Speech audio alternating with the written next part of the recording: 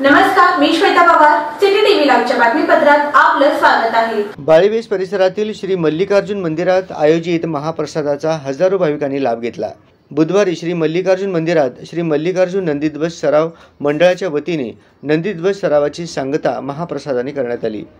यावेळी नंदीध्वजाची महाआरती करून महाप्रसाद वाटप करण्यात आला। त्याचा हजारो भाविकांनी लाभ घेतला।